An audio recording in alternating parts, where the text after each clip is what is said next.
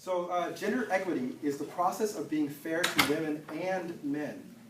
To ensure fairness, strategies and measures must often be available to compensate for women's historical and social disadvantages that prevent women and men from otherwise operating on a level playing field. Can the same thing be said about race? Right? Isn't that what affirmative action is, essentially? That's okay, good. Equity then leads to equality. Gender equality requires equal enjoyment by women and men of socially valued goods, opportunities, resources, and rewards. And position as a chief conductor of a major orchestra is one of those things, and clearly it's not equal. Senate, look at your CEOs. You can do this game over and over again. Where am I? Where gender inequities exist, it is generally women who are excluded or disadvantaged in relation to the decision making and access to economic and social resources. And that's certainly true. Therefore, a critical aspect of promoting gender equality is the empowerment of women. Yes?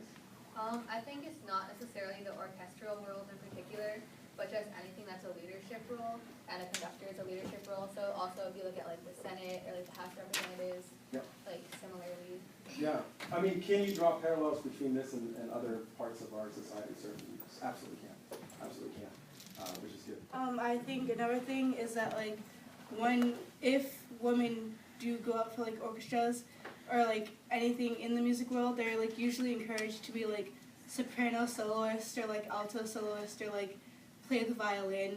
But like you don't have a lot of women who like play like the cello or like other things like that, which is why I think it's just like women are pushed to do certain parts but not all of it.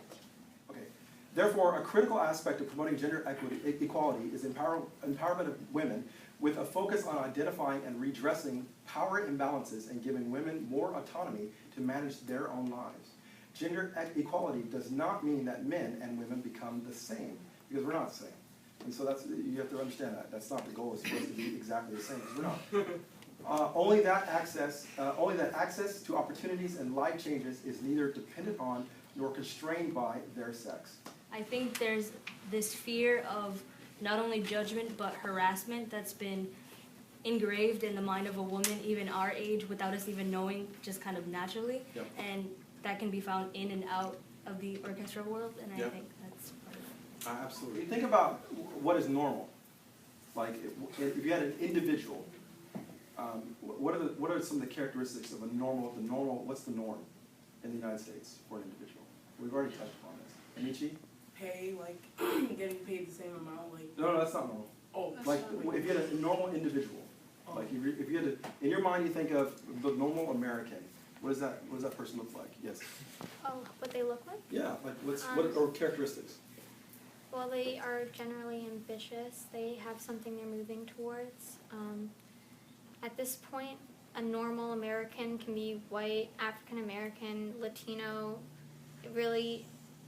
It depends what part of the U.S. you're in.